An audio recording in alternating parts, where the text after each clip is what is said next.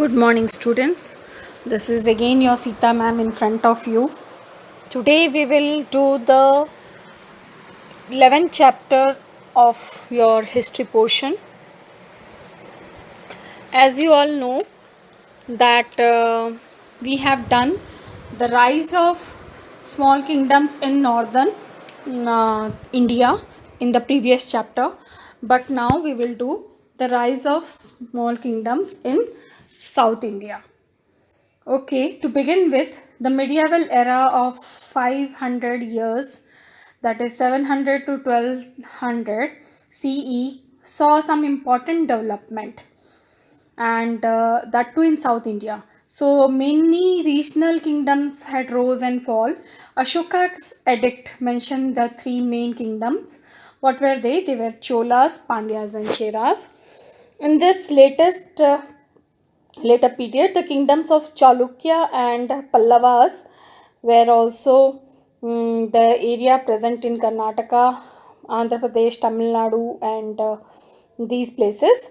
So Rashtrakutas ruled over, northern part of Deccan during this time. So let's study about the Cholas and Pandyas in the detail. See, children, this is the region I want to tell you. See, this is the place where Chalukyas ruled, okay, and this is the place where Rashtrakutas ruled. Here we have again Pallavas, the Chennai, that is what Tamil Nadu region. Then Kerala region is Cheras, and here the last portion where we have, that is Cholas, and at the tip end you can say that is Pandyas. Okay, so this was the small kingdoms that had rose during the southern kingdoms after the during the 700 to 1200 CE. Sorry. Now coming to Cholas. Now children, I want to tell you something here. We will read mainly about the three kingdoms, that is what Cholas, Cheras, and Pandyas. So what you have to do is just you have to make a table. Okay, just I will say you to make a table like this. Okay, here you'll write the name of the kingdom, like suppose this is Chola. Okay, you'll write here Cholas. Here you'll write the time period. Okay, this time period. Okay, then here you'll write the names of the kings, whatever the particular kings that time they were ruled. Okay, and then here you will write about the famous kings, whatever famous kings and what region they ruled, famous kings and the region they ruled. Here their the way, the work of administration, you can write administration. Then here you can write about the religion. Okay, in this way you make a table. So this table will help you to read out when understand much better way. So what you I'm just telling you, like I'll tell you the points where to mention what, and accordingly you make a table. So in future the whole chapter will be in form of a table which will help you out. So what you have to do, see, in class 6 we have studied that Chalukyas that ruled over the Karnataka region, and the Pallavas ruled over the Andhra Pradesh and Tamil Nadu region. The beginning of the medieval period saw the expansion of the rise of Chola Empire. That time Chola Empire was at the full height and was rising at the full height, and that was what continued over to the south region and extend outside India also. They defeated the Pallava kings and the other local rulers. So how could they do? They had a strong built army and even conquered the Sri Lanka, that was at the time known as Ceylon, and the parts of Southeast Asia, the islands of Maldives, Lakshadweep, and the period that spread of Indian culture to the foreign countries. Just now I was telling you that ये चोला kingdoms जो के राजा थे, उन्होंने अपने उस समय पे इतने ताकतवर थे कि वो लोकल रूलर्स के साथ साथ बाहरी रूलर्स पे भी आक्रमण करके अपना कब्जा जमाया. इंडिया के बाहर जैसे मालदीव्स पे, लक्षद्वीप पे एंड श्रीलंका पे, तो इनकी जो जो जो उन्होंने काफ़ी बढ़िया राज्य को फैलाया, उसी वजह से आज ये फेमस है। बेटा मैं हमेशा बोलती हूँ, दो ही प्रकार के लोग हमेशा फेमस होते, एक जो बहुत महान होते हैं, दूसरा जो कोई काम नहीं करता, जो किसी लायक नहीं होते। मिडिल के लोगों को कोई याद नहीं करता। बेटा आज चोलास नंबर 1 पे थे, इसीलिए आपने चोलास को ऊपरी, इस चैप्टर के ऊपरी पार्ट पे पढ़ रहे हैं। तो हमेशा जीवन में दो ही प्रकार के लोग याद हैं, एक बहुत अच्छे, एक बहुत बुरे। ये अब आप डिसाइड कर लीजिए आपको अच्छा बनना है, बुरा बनना है। मैं हमेशा क्लास में पढ़ाते वक्त इस बातों को बहुत बोलती हूँ कि बेटा हिस्ट्री में आप देख लीजिए, जो भी अच्छा राजा होता है उसी की हमेशा सबसे पहले बात होती है, बाकी उनको थोड़ी जगह मिलती है हिस्ट्री में, बाकी तो कोई मान्य नहीं रहते। सी यहाँ पे आता है, अब मैंने आपको जो चोला किंगडम है उसका मैंने सेकंड टॉपिक मैंने बताया था, किंगडम्स रूल मीन्स कहाँ से कहाँ एक्सटेंड हुआ है। तो यहाँ पे देखिए आपको लिखना है Nellore to Pudukkottai and Mysore to Madras. ये आपको लिखना है उस एरिया में जहाँ पे मैंने बताया था एक्सटेंट ऑफ किंगडम। अब फाउंडर, एक और चीज़, आप फाउंडर का लाइन भी मेंशन करेंगे। मैंने आपको जो वैसे बताया था कि बेटा आप ऐसे जो ड्रॉ करेंगे टेबल, उसमें आप यहाँ पे एक्सटेंट लिखिए, यहाँ पे फाउंडर लिखिए, फिर मैंने आपको बताया था कि बाकी फीचर्स आप यहाँ लिख सकते हैं। इस तरह से आप एक टेबल बना लीजिए, तो that will be much better to explain the chapter, that will be can done in 1 line. Okay, एक लाइन में आप कर सकते हैं। ये आपका होमवर्क है, आप करके मेरे को सेंड कर सकते हैं मेरे पर्सनल नंबर पे, जिससे मैं देख सकूं। Chola kingdom extended from Nellore, I told you just now, to Pudukkottai and Mysore to Madras. So that was the extent. And founder is Vijay Alia. Okay, Vijay Alia, and who defeated Pallavas. तो founder हमारे विजयालय थे, जो पल्लवास को जीतकर उन्होंने अपना राज्य जमाया। His grandson Parantaka number 1 defeated the Pandya kings of Madurai and ruled for 46 years. is a great time। बेटा उन्होंने बहुत समय पे, उनके जो ग्रैंडसन हैं, उन देखिए बेटे का यहाँ पे नाम नहीं, विजयालया के बाद तुरंत पोते का नाम है, बेटे का नाम नहीं है। तो आपको मैंने अभी बताया था कि महान लोगों को याद हमेशा जगह मिलती हिस्ट्री पे। The Cholas empire rose to the supreme power, supreme means to the height. Okay, तो सबसे बेहतरीन समय पे जब आए थे, जब वो ग्रेटेस्ट किंग थे उनके राजा 1। मैंने अभी आपको बताया था कि फाउंडर के बाद आपको लिखना था क्या टेबल में, ग्रेटेस्ट किंग। तो ग्रेटेस्ट किंग आपके कौन है, राजा 1। So that ruled over from 1112 to 44 CE, and he pursued a policy of conquest for 14 years। 14 years तक उन्होंने conquest करते रहे, and conquered the Chalukya kingdom of Vengi and captured Kerala and Madurai। इस तरह से इन्होंने अपने राज्य को पूरा परमतम पोजीशन पे या हाईएस्ट पोजीशन या सुप्रीम पोजीशन पे ले गए। He also build the famous temple Raja Rajeshwara at Thanjavur. ये आप लिख सकते हैं आर्किटेक्चर वाले पोर्शन में, मैंने एडमिनिस्ट्रेशन वाला भी बताया नहीं। जब एडमिनिस्ट्रेशन हम पढ़ेंगे तब आपको एडमिनिस्ट्रेशन के पॉइंट्स लिखने हैं, ये आप मेंशन कर सकते हैं आर्किटेक्चर वाले पॉइंट्स में।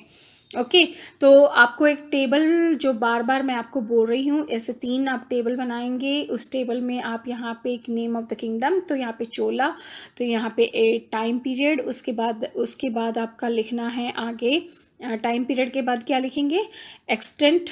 Okay, extent of the kingdom. उसके बाद यहाँ पे फाउंडर, ग्रेटेस्ट किंग, एंड यहाँ पे उनके फीचर्स, आपको उस ज़माने में उन्होंने क्या क्या कैप्चर किया, और उसके बाद आता है आपका administration and sculpture, art and architecture. इस तरह से आप मेंशन कर सकते हैं।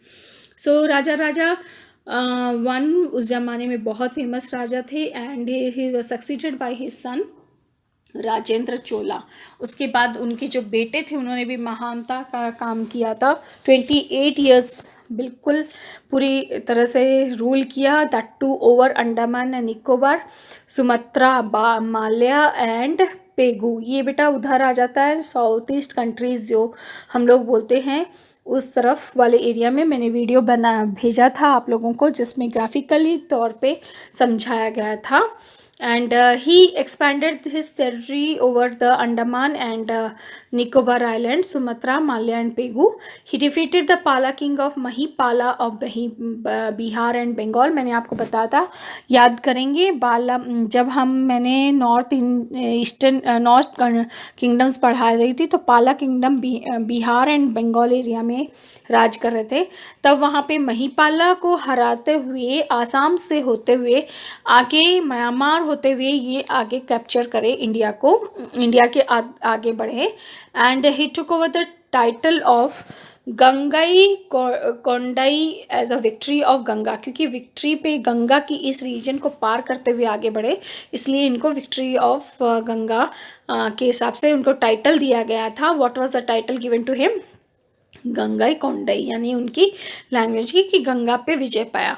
कांस्टेंट वॉर्स, लगातार बहुत सारे वॉर्स होते रहे थे. Internal conflicts led to the disintegration of Chola kingdom. जब हम किसी चीज़ को बहुत फैला लेते हैं तो बेटा हम उसके सूक्ष्म रूप पे यानी कि छोटे रूप पे हम काम नहीं कर पाते, तो धीरे धीरे उसका डिसइंटीग्रेशन हो गया, टुकड़े हो गए. And 1279 by this the rise of Hindu kingdom of Vijayanagar gave the final blow to Chola kingdom. तो विजयनगर किंगडम आ गया एंड चोला किंगडम का एंड हो गया. तो इस तरह से आपको चोला किंगडम्स का पूरा एक बहुत अच्छा रूप देखने मिल सकता है. मैंने जो वीडियो भेजा था जिसमें ग्राफिकली इन बातों को समझाया गया था. नेक्स्ट आते हैं हमारे पांड्यास, जो कि मैंने अभी आपको थोड़ी देर पहले ग्राफ में बताया था कि ये देखिए पांड्यास इस एरिया में चोला का ये जो टिप पॉइंट है, जो कन्याकुमारी वाला रीजन है, वो उस एरिया को बिलोंग करते हैं. So the kingdoms of Pandyas were established in the 7th century. They ruled over the Madurai and the Tirunavalle and the parts of Travancore. ये मैंने अभी फिर आपको जो टेबल में मेंशन करने बोला था पांड्यास, यहाँ पे पांड्यास में आपको टाइम पीरियड बता दिया गया है. टाइम पीरियड आता है आपका 7th सेंचुरी और यहाँ पे parts of the region where they ruled. It reputed to be the most ancient of the Tamil states. बहुत तमिल का पढ़ा. And Kondaigori started the Pandya rule, मतलब ये फाउंडर है. ओके तो आपको यहाँ पे फाउंडर में क्या लिखना है? कंडोंगोरी, जो कि पांड्या के रूलर के फाउंडर माने जाते हैं. His son Maravarman Avani Sulamani came into the conflict with the Pallavas. बेटा आपको इतना डिटेल में लर्न करने की ज़रूरत नहीं है कौन किसका राजा था, इतना डिटेल में कोई नहीं आता है. आपको जहाँ तक क्वेश्चन आंसर्स में आपके सिर्फ बुक वर्क के क्वेश्चन आंसर्स आएंगे, इससे ज़्यादा नहीं आता है. बस आप एक टेबल बना सकते हैं चैप्टर को समझने के लिए, लेकिन इतनी डिटेल स्टडी आपको ज़रूरत नहीं है कि इसका पांड्यास का फाउंडर कौन था, इसका पांड्यास का ये कौन था, इतना सब करने की ज़रूरत नहीं है. Started the Pandya rule and उनके बेटे ने भी बहुत अच्छा इस पे कॉन्फ्लिक्ट करके, लोगों से झगड़ा करके, और चोलास को भी he and the Pallavas he aligned with Cholas के साथ उसने ये किया था. डिफीटेड द पल्लवास जो हैं वो और ऊपर की तरफ जो थे उधर उन्होंने पल्लवास के साथ भी उन्होंने लड़ाई लड़ी और उनको हराए. The Pandyas carried a frequent मतलब लगातार युद्ध होते रहते. Wars with Sri Lanka. In the 11th century they were compelled to submit the supremacy of their mighty Cholas, but in the 13th century they asserted their independence again under the Jalavaramman Sundara Pandya, who ruled from 1251 to 1272. Gradually the Pandya became the power in the south. तो धीरे धीरे ये same story है. यहाँ पे भी इनका एक महान राजा आए जो कि जलवरमणन सुंदरया पांड्या थे, जिनने काफ़ी समय तक राज किया. और साउथ में जो कि टिप ऑफ द साउथ में पांड्यास का जो राज्य था उसको तम हाइट तक पहुंचाए और हाई सुप्रीमेसी तक पहुंचाए और पांड्यास का काफ़ी समय तक राज रहा।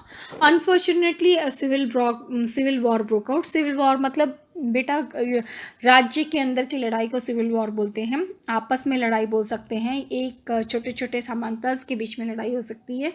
So civil war broke out among the members of the contenders to the throne। मतलब आपस में राजाओं के बीच में, बेटाओं के बीच में लड़ाई हो गई थी, कौन राज्य की गद्दी पे बैठेगा, जिसके कारण इस किंगडम का विनाश काल पे आ गया था। फेट इसकी ख़त्म होने की, मीन्स फेट मीन्स ये बहुत डाउनफॉल में जाने लगा। And the Muslim invaders plundered and looted the kingdom and made in the 17th century the Pandya kingdom was absorbed in the kingdom of Vijayanagar. धीरे धीरे फिर विजयनगर का ये हिस्सा बन गया, विजय किंगडम के हिस्से बन गया। और इनकी जो राज्य है, कोई अच्छा ताकतवर बेटा या उनके राज्य में कोई नहीं था जिसको इस अपने ताकत पे बल पर पांड्यास को आगे पहुंचा सके। मुस्लिम इन्वेडर्स भी आए, उन्होंने लूटा और खूब तबाही मचाई और किंगडम्स को लूट लाट के चले गए। और बाद में 6th सेंचुरी में पांड्या राज्य विजयनगर किंगडम का एक हिस्सा बन गया। सो इस तरह से पांड्याज आए हमारे इसमें। अब आता है